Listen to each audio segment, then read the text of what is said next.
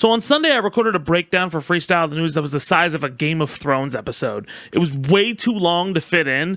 So here are a bunch of really important stories that I had to cut from that episode. Also, here's what happened to my PC last week that I didn't get to tell you guys about. Enjoy. So if you might have noticed, we didn't post a Zed Talks this week. It was a crazy news week, but we didn't post one. And that's because in late December, I got a new graphics card. I found a deal on like the best graphics card you could get. It was a RTX 4090 and it was expensive. It was gonna take a chunk out of my savings. I was like, look, it's gonna be good. This is gonna improve our workflow. It's gonna make it so that I can edit things a lot quicker. It's gonna make everything clean. It's gonna be great. So I get this card. It looks pristine. It's amazing. I'm so excited to be able to use my new workflow with it. And I try to put it into my computer case and it doesn't fit. Doesn't fit. So that means I have to take out my motherboard and everything and get a brand new computer case and just reassemble my computer. Okay, that's gonna be another $300. Well, then I look online and I'm like, actually, Zed, your processor's only like a couple years old, but it's already really outdated and throttles this card. Well, I don't wanna upgrade now, but then I'm gonna have to upgrade later and do this all over again. So, all right, fine, fuck it, I'll upgrade the processor. Well, I have to also upgrade the motherboard for that. Fuck, all right, well, I have a special motherboard with Thunderbolt so I can do music stuff because I have a Thunderbolt interface. No, but wait just a second, Zed. You also have to upgrade the RAM because it uses a new type of RAM. Okay, fuck it. I'm just pretty much building a brand new computer. No, shut the fuck up, Zed, because you're not just doing that. You have to upgrade your interface because your interface, the version of Thunderbolt that it uses, doesn't work with this type of Windows computer. You have to just find the same exact fucking interface with a different. This is so dumb. And so I essentially build a new computer from scratch. I was like, I did not want to do this. Fuck it. Fine. I'm going to find a time to do this. So I finally put it all together. These are the specs in case anybody was asking. Super top of the line. I'm going to take a hit, but it's absolutely worth it. I turn it on and it doesn't turn on. And so I tried again. And then I realized, okay, the processor is overheating. I got this like really nice cooler. Processor is overheating. I've stripped my old computer, given the graphics card to somebody else, taken the hard drives out. Fuck. I don't know why is it overheating so much. And then I was like, oh, the cooler's dead. So I have to buy a new fucking cooler because sending it back to the company is going to take too long. So I buy a new one, return the old one. There's already more money and more time and things that I just did not want to do. I just wanted a new graphics card. I install a new cooler. I cross my fingers and then it won't boot. They ask you how you are, you just have to say that you're fine when you're not really fine, but you just can't get into it because they would never. And then I switch the hard drives around and it boots and then it takes the drivers in. Fucking hate it. It was a mess all over the place trying to get this thing done. I now have a new, clean, great PC that fucking pissed me off for so long, but it's worth it. It's running like a charm. Also, the interface is better. It deals with static better. The preamps are better. So all in all, it worked out really, really well. And now I get to talk with you fine people with less problems. Okay, so let's move on to Tom Macdonald and whatever the fuck this was. Stats, I've got the facts. My money like Lizzo, my pockets are fat. Homie, I'm epic, don't be a wap. Dog, it's a yarmulke, homie, no cap. Look at the graphs, look at my charts. You're blowing money on strippers and cars. You go into prison, I'm on television. Dog, no one knows who you are.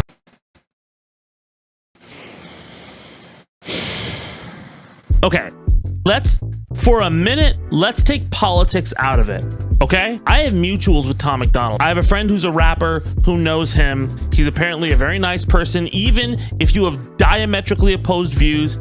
Sure, I'm not a big fan of his music. I'm sure he wouldn't be a big fan of mine. I don't even think he knows who I am. But that being said, this is fucking embarrassing. Clearly, everybody's gonna call it cringe. It is cringe. I'm gonna break it down exactly why it's cringe without you having to hear it. So, lucky fucking you. Let me explain the issues here. Number one, a big thing about rap is committing and the attitude and the swagger.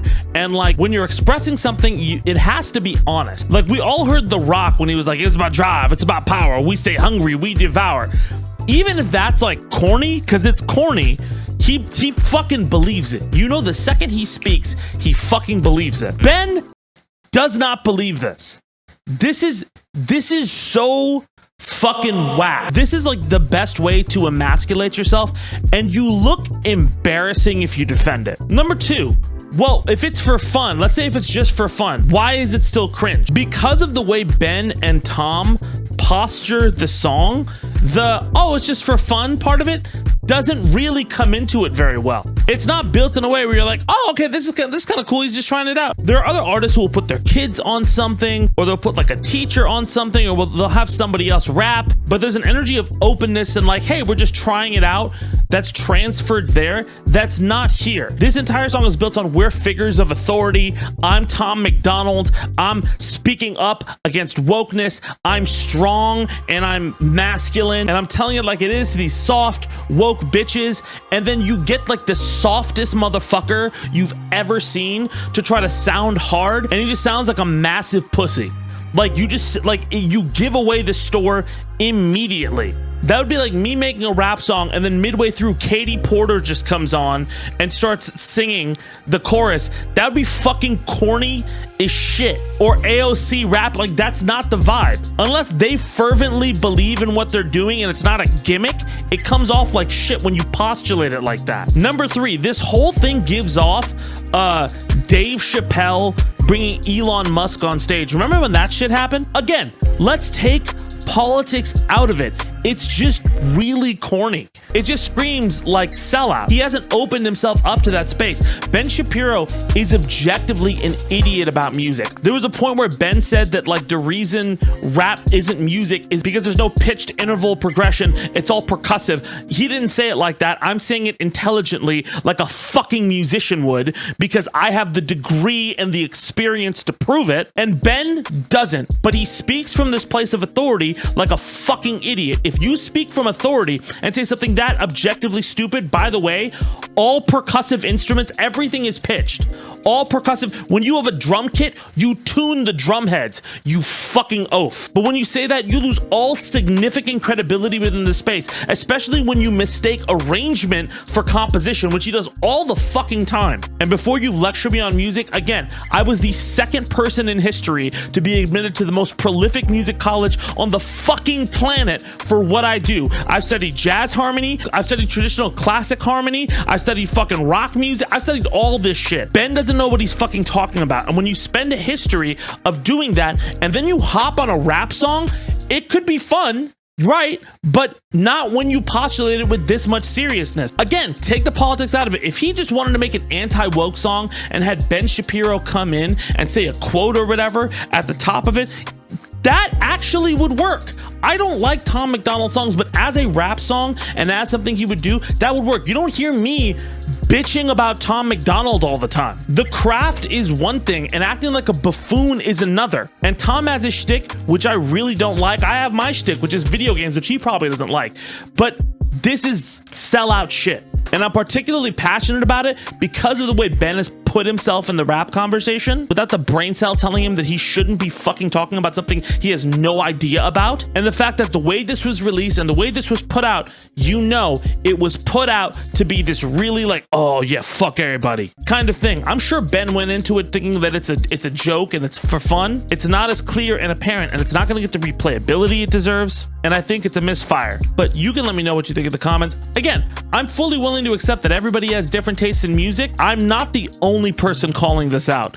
There's Tom Macdonald fans calling this out. Let's move on to the Oscars backlash over Greta Gerwig and Margot Robbie. The Oscar nominations were announced this week. As always, people are upset. A lot of snubs, a lot of weird choices, a lot of out of touch on display, like a normal Oscars season. And the biggest news coming out of it was, of course, Margot Robbie and Greta Gerwig not getting their nominations for Barbie, but Ken being nominated instead. Now, this caused severe backlash over the internet the day it was announced, with many people taking to Twitter, including Hillary Clinton, who posted this message. And we're just going to put this message to the side right here, ignoring the idea that, you know, maybe you should not make that hashtag about you. With even Ryan Gosling issuing a statement, America Ferrera issuing her own disappointment. Now, listen, there's also been some criticism of this criticism because it's America, with many people saying the backlash is actually the peak of white feminism, because a lot of people are ignoring that Margot and Greta were still nominated, just not in the best actress or the best directing categories. Also, Charles Melton from May December, also a lot of the May December cast getting shut out for a nomination.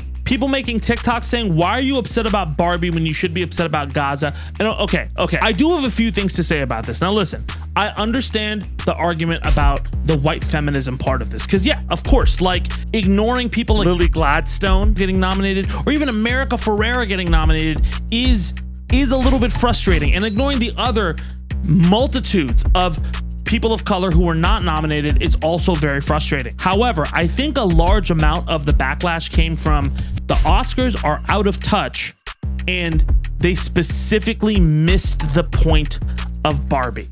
Like the point of what the movie was saying. And the way they nominated this, it did feel a little bit out of touch. Even with Greta getting a writing nod, Margot still nominated as a producer. So again, I'm not discounting the points, but it is a little bit weird that the Academy nominated the film like this and missed the point. It just kind of reinforces the fact that the Oscars are less of a celebration of the cinema we've experienced and more of a gatekeeping contest. It feels like that. Also, it's the Oscars, and I haven't cared for a while. Let me know what you think in the comments. Please don't flame me. I can already see like hundreds of comments. You don't fucking get you don't. I said I understand the criticisms of white feminism. I didn't disagree with you.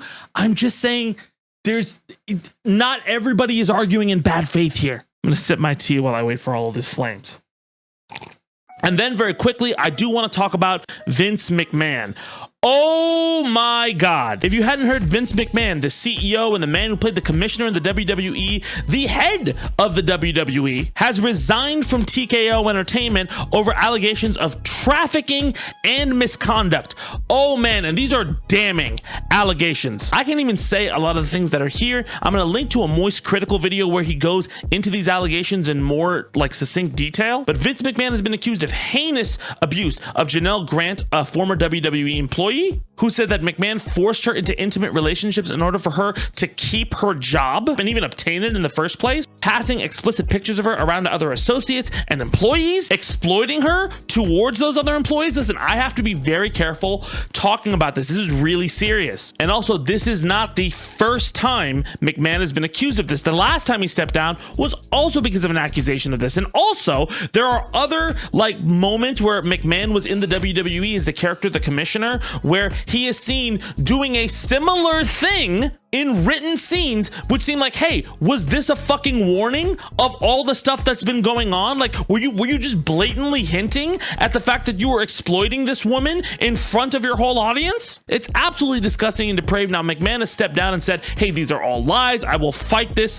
tooth and nail in court. But no, bro. It has been an open secret. Like, one of the biggest problems with WWE has been Vince McMahon, right? For all of the posturing and his building of that organization, there are so many things that Vince McMahon has done that have hurt the WWE and other people who participate in the WWE substantially. I have fans who are huge into wrestling. I mean, in especially in the FGC, there's a lot of big wrestling fans and big kind of wrestling connects. And all of them are like, hey, WWE is amazing, except it also sucks. Thanks, Vince McMahon. John Oliver did a huge piece about the problems with Vince McMahon years ago. And listen, we can do a whole episode about this, and I'm already punching in for this episode. But this is a bad guy, and it really illustrates like a problem that it took this long for him to step down, because this looks like an end to all this shit. This looks like he is out. Fucking Slim Jim backed out of their deal with the WWE and then jumped back in as soon as he left. But it's frustrating that it took this long for Vince's bullshit to catch up with him. It's frustrating that it didn't catch up with him the first time. We talk all the time about people in positions of power abusing that power and how they get to keep it. And there are many industries where we're like really, really stringent about it.